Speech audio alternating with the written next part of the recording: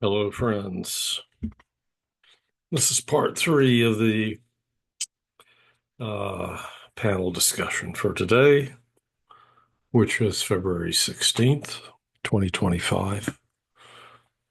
And AJ unfortunately won't be joining me. He did join me, in fact, but I failed to record our third conversation of about 45 minutes. Now, we had a good conversation, and it was, in fact, the best segment, so I regret that I didn't record it, but I thought I would not leave you hanging. I said I had a bomb to drop. So I'm going to talk about that and a few other things that AJ and I discussed in monologue fashion. And it's not as good, I'm sorry, but it's the second best thing. So the little bomb I wanted to drop, excuse me, was about extended lifespan. And if that isn't already happening, it will be soon. I think some combination of the two is going on. As you know, probably are aware anyway, that there are some wealthy people who are pursuing physical immortality or an undying state, or a greatly slowed aging process, whereby they might be able to live 200 years or longer.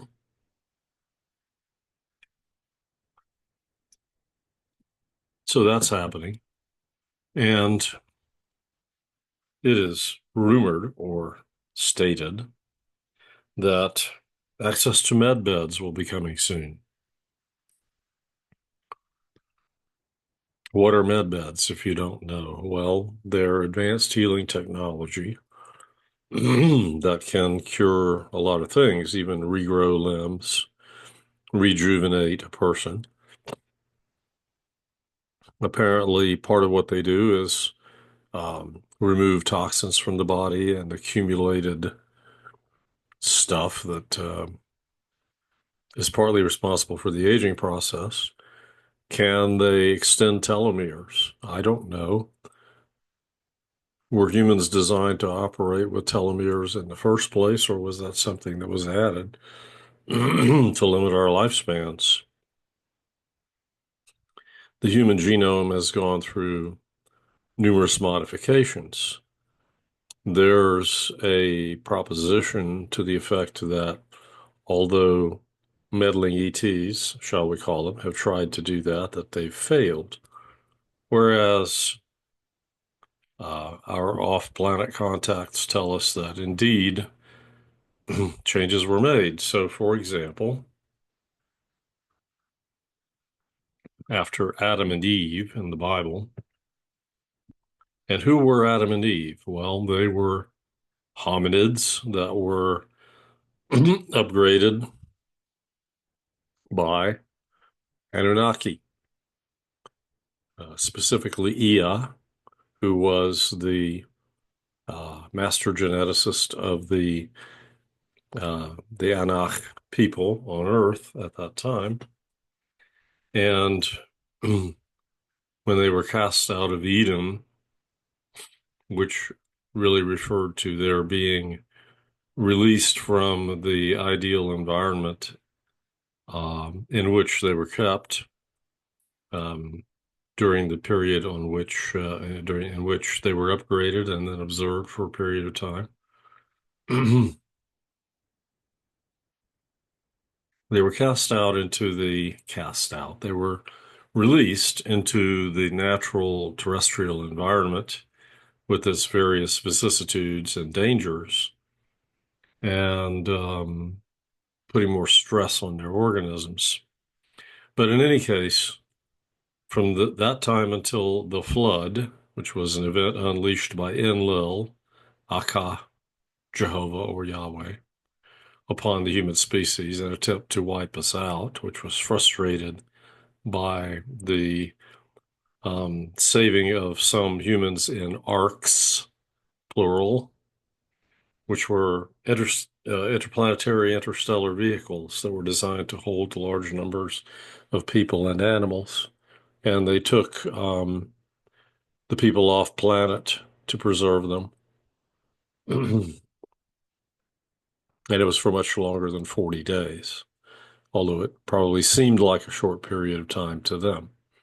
At any rate, during that pre-flood period from Adam and Eve to the flood, if you look into Genesis, it says people lived hundreds of years up to almost 1,000 years in the case of Methuselah. So what was going on then? Well, the natural lifespan of the people was quite lengthy. And after the flood, after they were restored to the earthly environment, further genetic meddling was done by the Enlil faction to shorten their lifespans. So that's the version of events that is attributed to or attributable to um, our off-planet contacts. Can you trust them? Yeah, I think you can because they put their resources and in some cases their lives on the line to help liberate us from the negative ETs who do exist, and they are the Sakar reptilians and the Nebu Greys who formerly had a multiplanetary hive mind from which they were centrally managed. It's sort of like the ultimate form of communism with thought control as well as central planning. That's how those beings operate. Now, there are positive Nebu, or not positive Nebu, positive Greys, different species within the Gray family of species, just like there's a human family of species and different planetary instantiations with different genetic characteristics within the humankind.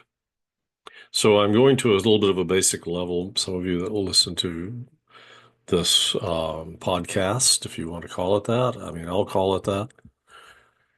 Are more advanced, and you already know much of this, but I'm giving a little bit of a low-level introduction for new people, since I don't know who you are and what your level of understanding of this information is, or how much of it you've taken in.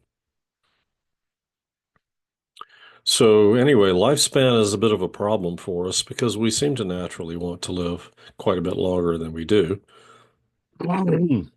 Excuse me. A little bit of an issue here. So, but I don't edit. I don't redo very often. I'm trying to make the best of the situation, you see. So anyway, with med beds, we're going to bear with me a moment here. I have to fix something.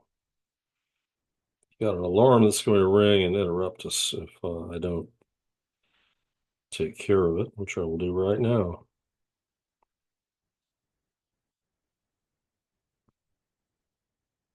And thank you for your patience. So, Ea, an Anunnaki god, although he is not a god, he's just a person, but the Anak have very long lifespans, and they have various strategies by which they extend their lifespans. So Ea is a few 100,000 years old, and he's known in um, Sumerian mythology as Enki, which means essentially the regent of Earth.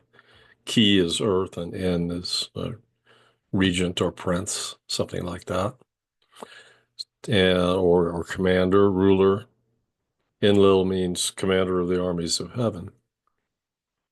So, in any case, and Enki and Ea, or Enki and Enlil, or Ea and Yu, as his personal name was Yu, Y-U-H. They were half brothers. They are half brothers. They're both still alive. Fortunately, Enlil has been banished from the Earth, and Ea is in our solar system, but not visiting Earth at this time. So, um, Ea brought back when he re-entered the solar system in relatively recent times the what is called the Adamic DNA, which is the upgraded form of the human DNA, which was imparted to Adam and Eve and their descendants. And that DNA, as I mentioned, has been messed with since in more than one way, including by hybridization with a number of ET species. So, not all of the changes made were to our disadvantage, but it has been said that the Adamic DNA, um, I want to use the word template. I got that from somewhere else, but anyway, the biological expression that that DNA can result in um, will be merged and fused into the DNA of people who are subjected to medbed treatments, which we all might be eventually, or a great huge number of humans at the very least, or terrestrial humans. And the effect of that will not be to override what's beneficial in our DNA, but to correct what has been distorted. So, what will be the end result of that? Well, the natural lifespan of humans in the galaxy as a whole runs in the centuries and sometimes possibly more than 1,000 years. So, in contemplating this, I'm thinking that it's possible that I could be rejuvenated, that I could retain the wisdom of age and the mellowing that has resulted from my aging process and the great expansion of learning, and yet get all the advantages of youth back. And I don't need to go into what those are. They're different from one person to another, but there's a great deal of commonality. So what this leads to for me is a line of thinking that's like, I'm retired supposedly, although I'm actually working on business ideas and financial projects, which so far haven't yielded very much, but what they've yielded is not zero either. And I admit I'm at a net negative overall because I've invested in certain things over time that is whereby I ended up net losing money. So sorry about that. Um, does that mean I'm a terrible investor or a terrible manager of money? Well, maybe, but there's always the possibility of improving. So I'm not giving up, and I don't have what do you call it, a negative self-image. It's like entrepreneurs, and there are a lot of entrepreneurs that have failed and failed and failed and failed and failed, you know, several times, maybe up to 20 times, and then they succeed, and then they become wealthy. So it's always a possibility while there's life and breath. And I've been learning and I've been improving, I think, at least in some regards, and I can improve more. So what I really wish for is a greatly extended chance to be successful as an entrepreneur. And that's not necessarily for making millions or billions of dollars, although I wouldn't object to that. Who generally would, right? Unless you have a very negative idea about money that being rich makes you a bad person or something. No, being rich will facilitate one doing more good in the world. That's the way I look at it.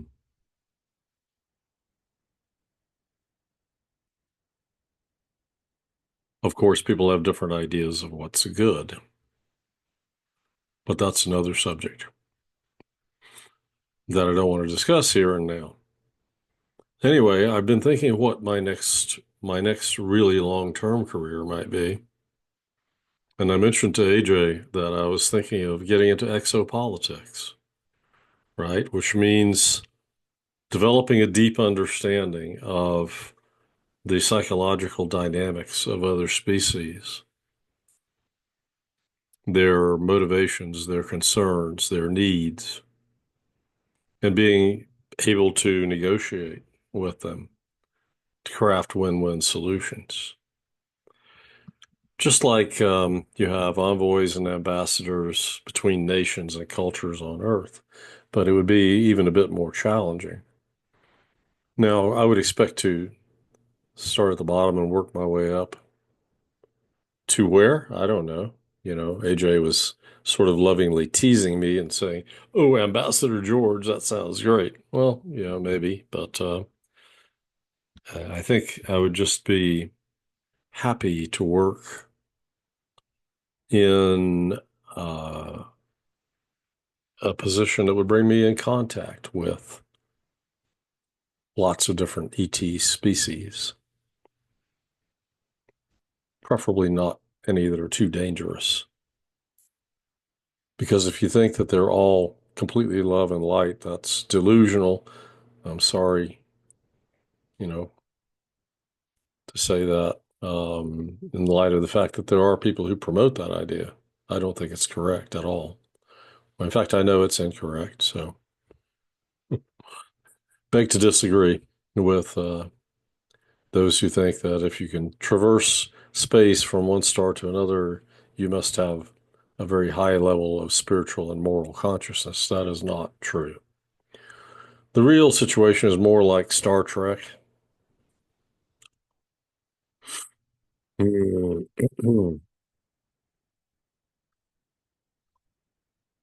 some of the races and species in Star Trek that are problematic have real universe analogs, like the Cardassians, for example.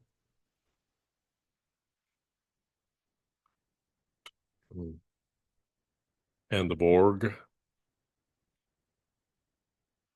So, at any rate, um, I think it's very psychologically healthy to have the aspiration when one is in one's 70s or 80s or 90s to potentially live for many centuries. And while it's good to take into account our limitations, which include, for older people, certain limitations of energy and strength and stamina and whatever, unless you are an exercise nut, which I'm not. I do try to get regular exercise, but I'm not a marathon runner, for example, and I'm not a fitness. Fitness is not a major goal in my life. Or I want to maintain a certain level of fitness, but not a very exceptional level of fitness. Now, for a 71-year-old person, I'm very nimble and agile, and um, I don't have a lot of aches and pains. So that's all good, and I want to keep it that way. Until a rejuvenation might occur. Now, is it wise for me to absolutely depend on that happening? Not necessarily, but how about um, how about having the attitude that, you know, I might as well pursue things I'm interested in and along the lines of work, along the lines of a business, along the lines of learning new skills and gaining new knowledge. I'm not going to slow down. Maybe I'll even speed up because the world I lived in until um, Well, I hate to pin it to something political, but Donald Trump's election in 2024. And there's a reason for that. It's not just that I love the orange man or something like that. But anyway, um, a page was turned, and then from seeing the world go like this, you know, all of a sudden it was like, nope, no, no, no. Actually, maybe it's going to go like this. And that was intel that came from the Galactic Federation of Worlds. Trump is working with us. Elon Musk is working with us. And they're going to help facilitate the a productive response on Earth to the ascension wave, which is moving us as a planet and as a solar system from third density through fourth density and into fifth density. That's just something natural that is occurring that we can't do anything about, except that how the people on Earth respond to it has some variability in it. So our response to it, it could have exacerbated things to the point that we would have either killed ourselves off or we would have been killed off. But the intrusion of the Sakaar reptilians and the Nebu Greys, that was a major problem because they were the inspiration and support of the deep state, has been eliminated from this planet. There are only handfuls of those alien species left, and they're in deep underground military bases miles under our feet, where they are being gradually cleaned out and rooted out by white hat military forces for earthly human people, combined with advisors and occasionally point persons provided by the Galactic Federation of Worlds. And the human level deep state, well, we see that they are in disarray and they can't seem to get their feet under them. And, when you look at the liberals, the Democratic Party, the woke agenda, and there's various aspects to it, the mass immigration agenda, the destabilization of Western civilization agenda, the anti-white agenda even, right? White people are very important. We're a minority of the world's population, and we're not the only people that are important. Everybody's important, and everybody deserves honor and respect. Um, and really preservation of culture and language and all that sort of thing. And it's a terrible thing what has been done to indigenous peoples, more primitive peoples, by the so-called advanced cultures on our planet. But let's not get too deeply immersed in that set of issues. So let's say rather that October and November 2024 marked a turning point.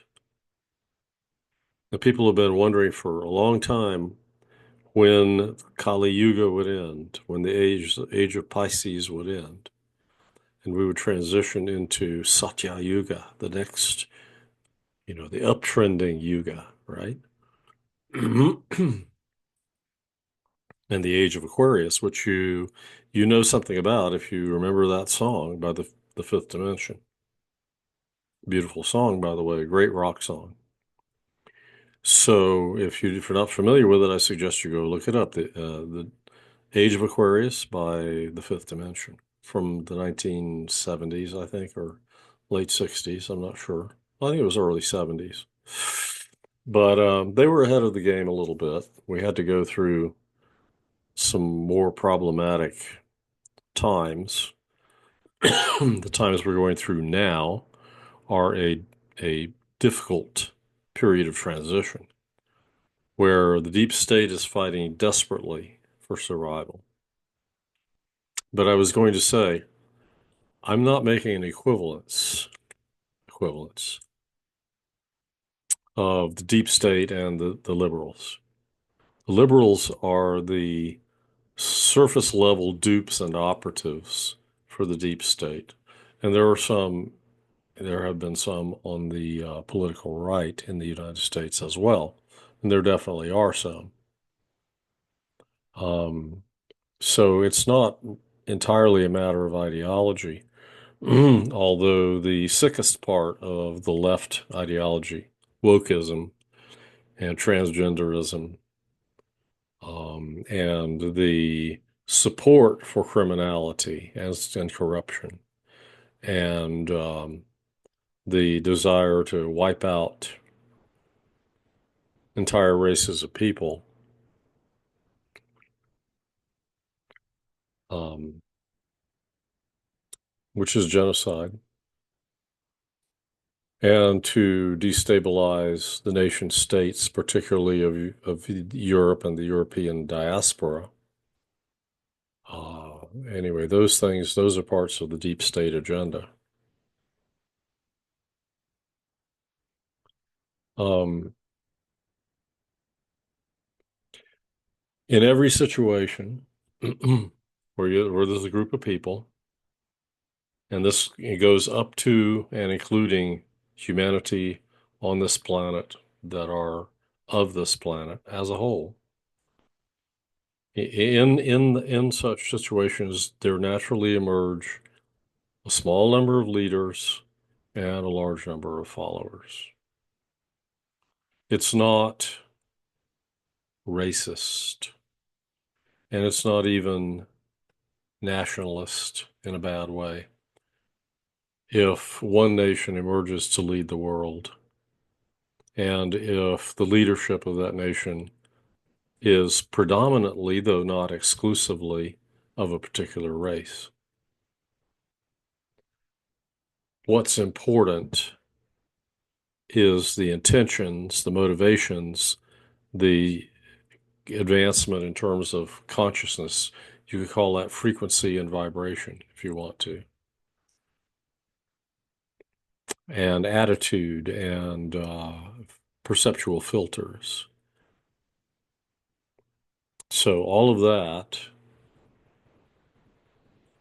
as manifested by the leaders.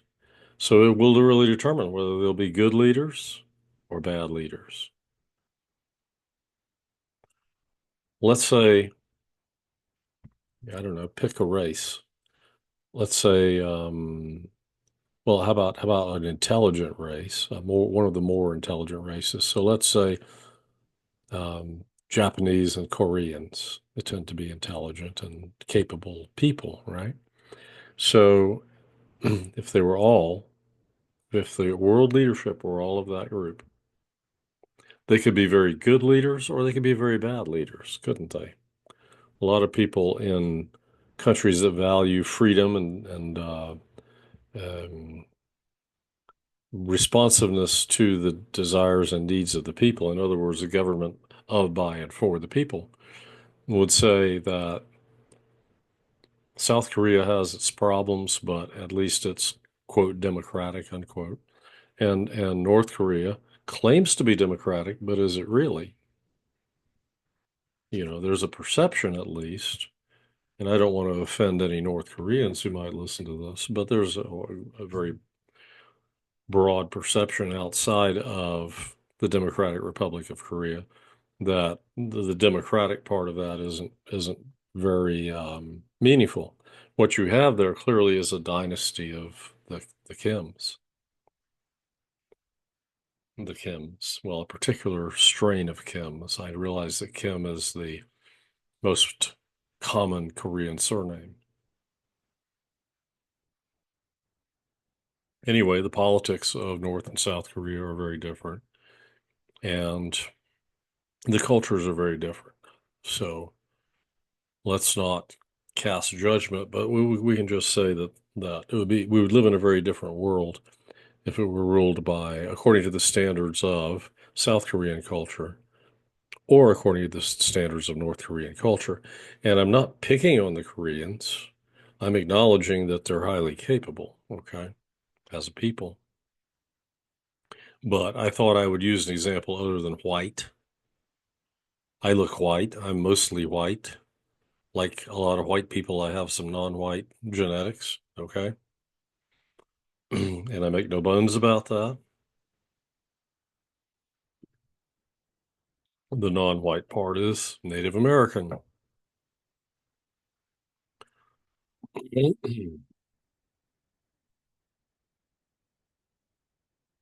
So I really didn't want to go into a riff on race, but my point is just that instead of looking at somebody's genes and saying, "Oh, that person is X% Ashkenazi Jew, and that person is X%, Nigerian, and that person is mostly Latino or entirely Latino, and that guy over there, his ancestors came from Norway and Sweden, and they're all from that area." I mean, who cares? But there is a meritocracy that includes the capability of this organ between your ears, the brain, and and and what about the heart? Someone who's all mind but never engages the heart can be very clever but very cruel. Someone who's all heart and no brains will be taken advantage of. So you need a combination of the two, don't you? For leadership to be effective. Now I might have mentioned it in an earlier part, but there's philosophy of freedom on Substack that says, "Oh, we don't need leaders, we just need a good idea." No, we need somebody to take the lead in implementing that idea, and preferably that will be one of the uh, people deemed most meritorious by the people whom they will choose to be their leader. One thing that always disturbed me for many, many, many years as I watched elections and in a couple of cases participated in them, but it was the public's disdain. Well, not so much the public's disdain, partly the public's disdain for actual merit in the candidates, people who could do the job and clearly wanted to do the job, but more so the disdain for such people manifested by the two main political parties in the United States. So the result of that was that I totally rejected Barack Obama and Mitt Romney in 2012. I said, I'm not voting for either of those clowns. I don't like them. I don't think they're good for America. And I went to the third parties and I picked the third party candidate that I thought was most likely to do a good job as president and voted for that person. But most people won't do that. Most people have this idea in their minds that only a Republican or a Democrat can win or should win for some stupid reason, right? Who cares what party they're affiliated with? You should go look for the person who's most qualified and whose heart is in the right place. Doesn't that make the best sense? But most people don't think that way. Of course, if someone has it set in their mind that only a Democrat or a Republican can win, well, then that's a self-fulfilling prophecy, isn't it? If you have the majority of the people thinking that way. So let me get off that subject and I'll go back to my notes here. What else did I talk about? I should say, AJ and I. So we talked about dot, dot, dot, ellipsis. Finding my notes, my friends.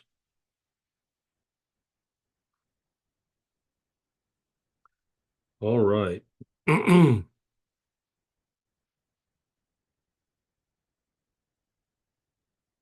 Contemplating a reset and a restart and a few more centuries of life,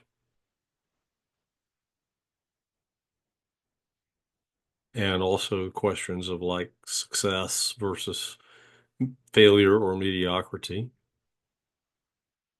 It gets us into some interesting territory there because I'm a student of all these kinds of things, and it hasn't yet served me adequately, my studies. Now I have this mineral friend here, which is a quartz crystal. Yeah, it's a Vogel Iridion cut crystal. And the reason I obtained it was not for its beauty, although that's something I appreciate, but it's for its potential to be used as an amplifier of consciousness and for manifestation. So it is said, and I believe it, that somewhere right about there in the center of the crystal is a potential singularity that can be activated by conscious intention and by squeezing, pulsating,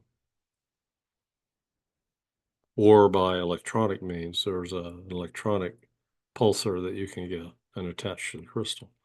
But that singularity allows the consciousness of the user or the person interacting with the crystal to be projected anywhere in space and time, and presumably in dimensions as well, and into other densities if you can handle it, or to the extent that you can handle it. And you get the idea. I don't have to go into a big explanation of what a Vogel Iridion cut crystal is, but it's an upgrade of the Vogel cut, which is defined not by who makes the cuts. That has nothing to do with it, contrary to the belief of some people, but it has to do with whether it meets certain specifications. Um, an Iridion cut crystal has 6 sides, not 20 or some other number, 6 sides, and the cuts are aligned with the natural hexagonal structure of the crystal. And the top is a pyramid, 6-sided pyramid with 60-degree angles, and the bottom has 51.8-degree angles, something like that. And those angles are not necessarily perfect, but they're very close. So there's a tolerance that is allowed for the angles to be slightly inaccurate. So Marcel Vogel, who was the chief materials scientist at IBM some years ago, in his retirement, chose to study crystals and he learned to use them very effectively, and he was able to use them for healing. And I'm taking a what is essentially a crystal healing course at this point in time. But my main purpose in getting it was this beautiful crystal, was to use it for consciousness development and manifestation. So there you go. These have been validated by Pleiadian scientists as meeting all the specifications of both human scientist or a terrestrial human scientist, Marcel Vogel, or may he rest in peace, and um, contemporary Pleiadian crystal crystal experts. Okay,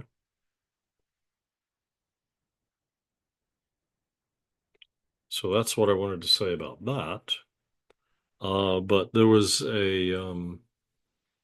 an interview in which I watched part of it last night and I went to sleep while it was playing, but it was with Sarah Bressman Cosme and Emilio Ortiz, I believe, was the interviewer.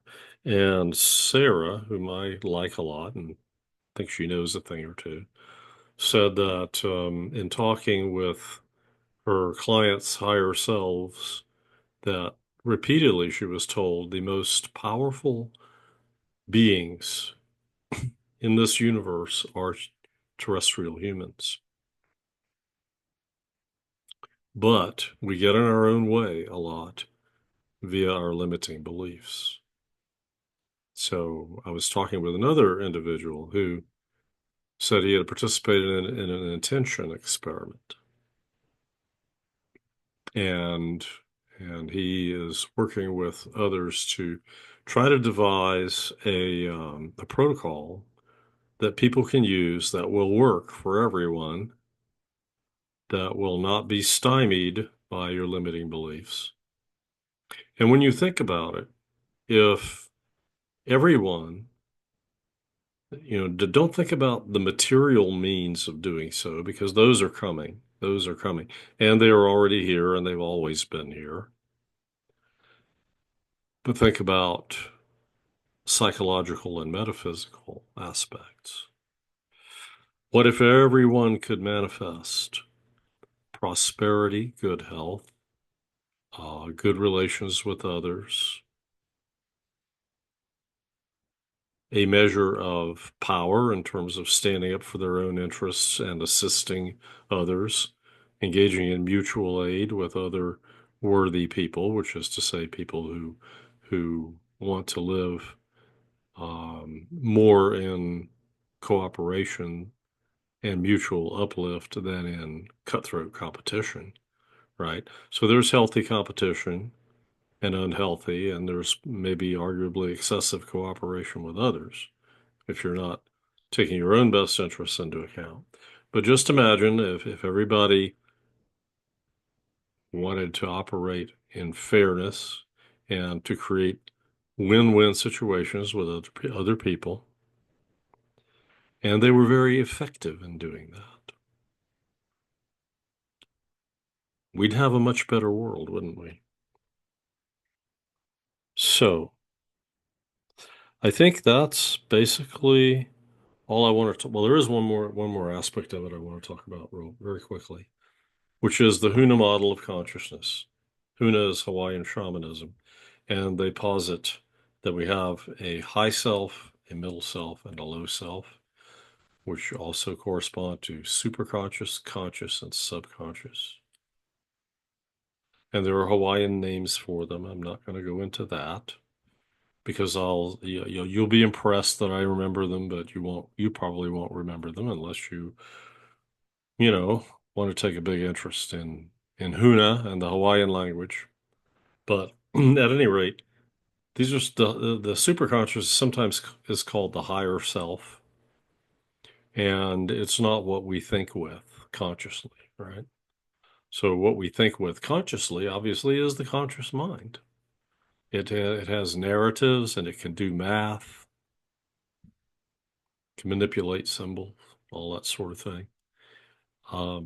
The subconscious is almost entirely nonverbal, but it's where our beliefs reside. So if we have limiting beliefs that are getting in our way, they're stored in our subconscious, and it holds on to them, it clings to them, unless we can really convince it to do a swap and say, grab a hold of this empowering belief and operate out of that instead of this disempowering belief that you're clinging to because you feel that it protects you.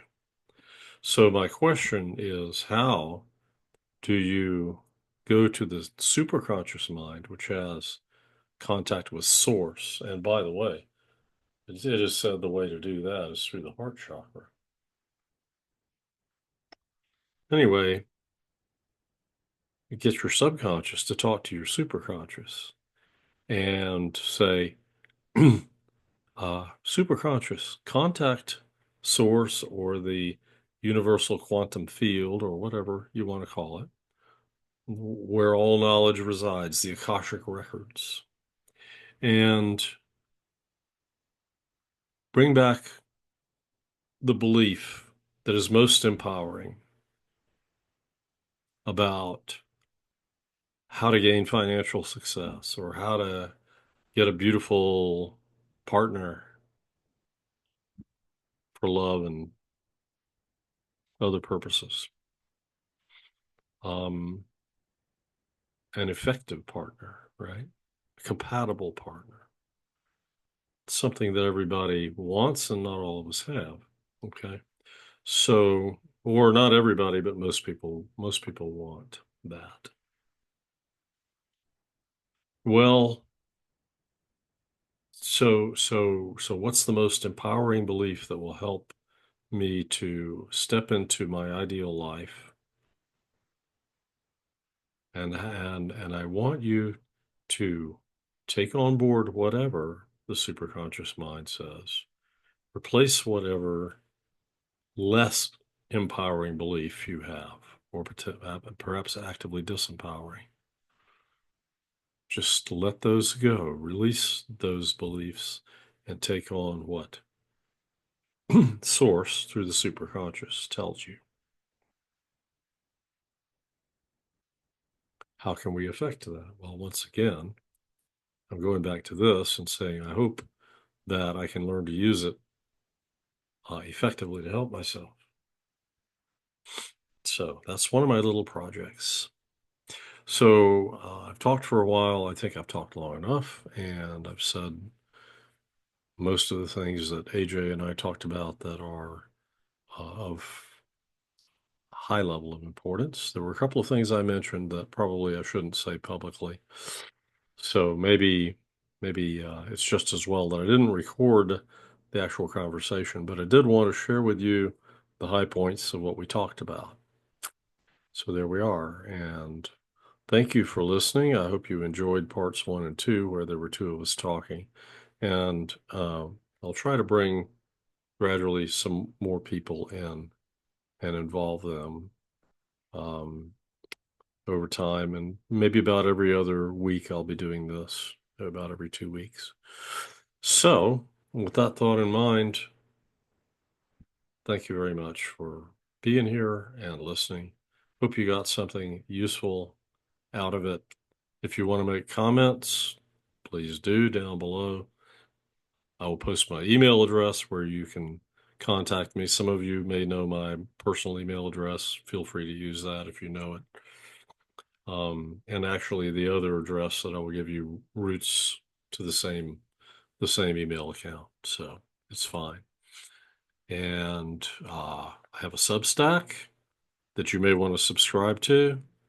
I have Facebook groups. I will also note them in the description. Okay, like if you liked it, subscribe if you're not subscribed and you want to hear more. Don't forget the bell button. That's kind of important because that will help you to get notified of whatever wisdom I post. And I think I've run out of things to say. That's it, my friends. So I will talk to you later. And it says that's the button for pausing and stopping recording. So I'm going to do it. See you later.